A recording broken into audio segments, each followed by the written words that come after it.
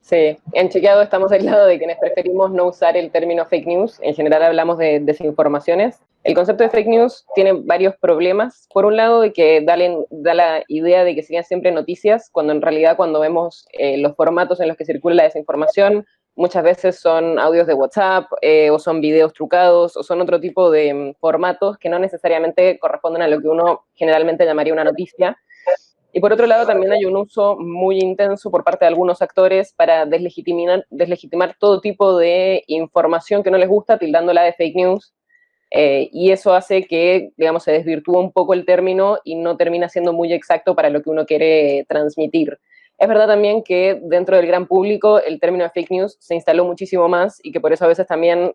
su uso facilita la comprensión de lo que uno quiere transmitir, pero en general y siguiendo recomendaciones de los chequeadores a nivel internacional y la discusión más académica, nosotros también decidimos no usar el término fake news, sino hablar de desinformaciones, que abarca más cosas y que abarca también, digamos, un ecosistema en el cual proliferan las desinformaciones que no son solamente, digamos, titulares falsos, como podría dar a entender el término fake news.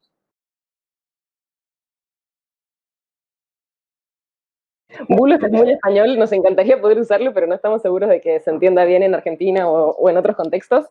En general hablamos de desinformaciones o desinformaciones virales cuando estamos hablando específicamente de redes sociales. De hecho, hay una distinción que existe en inglés que no existe en español y que puede, digamos, complejizar nuestro trabajo. En inglés hay una diferencia entre disinformation y misinformation. Disinformation siendo la desinformación que circula con cierta,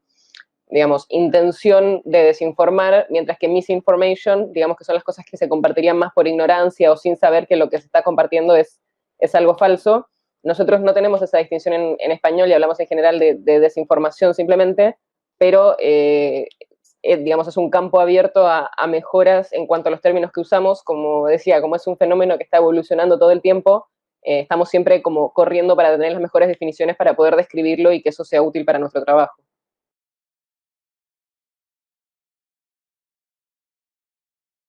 Sí, de hecho nosotros en chequeado en general no evaluamos la intención, no lo hacemos cuando hacemos chequeos a políticos o a referentes públicos, no es que decimos quiso mentir, de hecho no usamos en general la palabra mentira porque significa que tiene cierta intención, decimos que lo que dice no corresponde con los datos y por lo tanto es falso, pero no medimos la intención de quienes lo hacen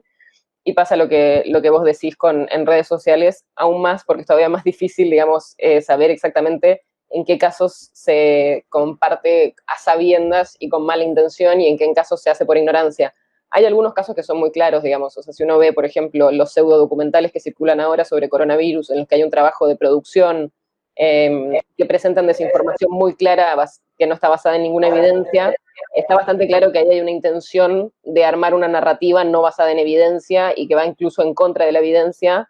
para engañar a algún porcentaje de la población. Y hay otros casos en el otro extremo, digamos, en los que probablemente nuestra tía, nuestro tío o demás nos compartió una supuesta cura para el coronavirus, que en realidad es una de las curas que se usan tradicionalmente para la gripe, como tomar té con jengibre o como comer ajo o todo ese tipo de cuestiones que probablemente cuando nuestro tío nos lo mandó no estaba tratando de desinformarnos activamente, sino que pensó que quizás eso podía ayudarnos en el caso de que nos diera coronavirus o algo por el estilo, y ahí probablemente uno podría decir que no hay una intencionalidad. Pero después hay una serie de grises en el medio que es muy difícil determinar cuál es la intención de la persona que produce o que comparte la desinformación.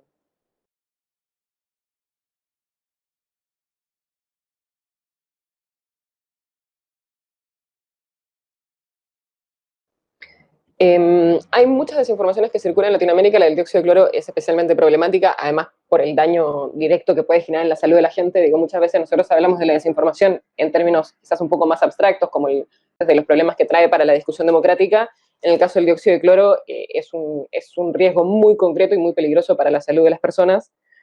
Creo que hay especificidades en Latinoamérica en cuanto al tipo de desinformaciones que circulan, pero no estoy segura de que circulen más. Digo, nosotros tenemos colegas en Asia, en África, y en Europa.